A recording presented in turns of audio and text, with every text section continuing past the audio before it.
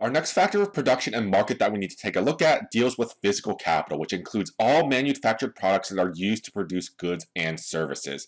So if we need a piece of equipment in order to get our final good or final service, we can consider this to be a piece of physical capital. And remember, it does depend on what good or service we are taking a look at. So if we're looking at a farm right here, we can go ahead and say that the tractor may be seen as that piece of physical capital. If we're working at a coffee shop, then maybe the espresso machine would be that piece of physical capital.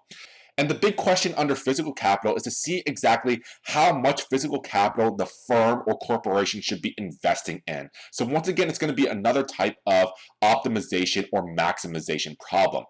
However, we do notice that it's going to follow a very similar process as we laid out under the labor market. So remember that under the labor market, the profit maximizing point of the number of workers the firm should be hiring is equal to the marginal revenue product of labor equal to the wage rate. So exactly what the worker is able to bring in for the firm in terms of revenue, that additional revenue is equal to the wage rate.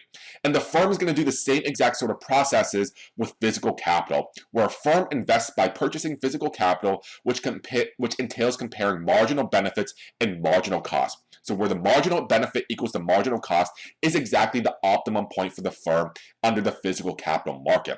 And we can engage, or we can make these a little bit more formal with the marginal benefit and marginal cost.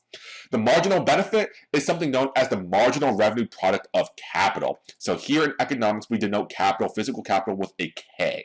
And the marginal revenue product of capital is the amount of additional revenue earned when a firm uses one more unit of capital. So if it invests in one more unit of this capital, how much additional revenue is that one additional piece of capital generating for the firm? So very, very closely related to the marginal revenue product of labor that we saw in the previous chapter.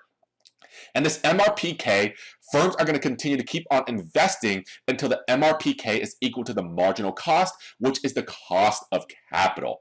And what exactly is the cost of capital? Remember that in order for firms to utilize any pieces of physical capital, they're going to have to pay some type of interest. So the cost of capital can be simplified by using the interest rate, which is denoted with a I right here, which is determined by the loanable funds market. So essentially, the profit maximizing point in the physical capital market for firms is to see exactly where the marginal revenue product of capital is exactly equal to the interest rate. So it follows a very similar process to the labor market, where the marginal revenue product of labor had to be equal to the wage rate itself. So with this, the interest rate, as we can see right here, is determined by the loanable funds market, and we won't get into too much detail about the loanable funds market. You'll have a lot of fun with that in your macroeconomics class, but the loanable funds market is essentially the market for money or for savings, and there's going to be a complete supply and demand analysis with that. But in general, in simple terms, we can go ahead and say that the intersection within the loanable funds market of supply and demand will generate an equilibrium interest rate and an equilibrium quantity of loanable funds. And the equilibrium interest rate is what we are interested in, because remember, we are working with competitive firms, so every single firm has to take the interest rate as given, and at this interest rate, the firm knows exactly how much investment to undertake, where the interest rate is exactly equal to the marginal revenue product of capital. And basically at this point, the firm says, yes, I know the interest rate, I know my own demand curve, so therefore this is the amount of investment I should be undertaking. So that is going to be the profit maximizing point for the firms under the physical capital market. While this may seem simple, there is another caveat that we do have to add in, and that caveat or condition is going to be time. With time, we do notice that under physical capital, firms usually undertake some type of cost right now. So in order for them to buy a piece of physical capital, they pay money right now. But that piece of physical capital isn't going to generate any type of revenue right away. It's typically going to be a few years or even a longer time period before they see that piece of physical capital actually generating some type of revenue for the firm. So there's some type of time differentiation that we need to account for.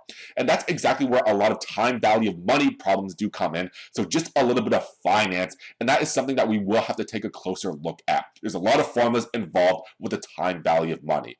So here, with the firm's investment demand and the firm's sort of maximization problem under physical capital, while it may seem simple to say that, hey, the interest rate is equal to the MRPK, or the marginal revenue product of capital, do be aware that we do have to take into a time consideration, where firms are going to have to pay some type of cost today, but they won't see any type of benefits of the cost today they're going to see it sometime later on. So we need to discount all the future revenues of the future time periods or the future payments back to today's time to see whether or not the firm has made a good decision or a bad decision. Is this a good investment to undertake, or is it a bad investment to undertake? So in the next few videos, we're going to be focused in on the time value of money with the present value approach. There's going to be 4 different formulas that we need to go ahead and take a look at and see what the differentiation and similarities are going to be with all of these formulas.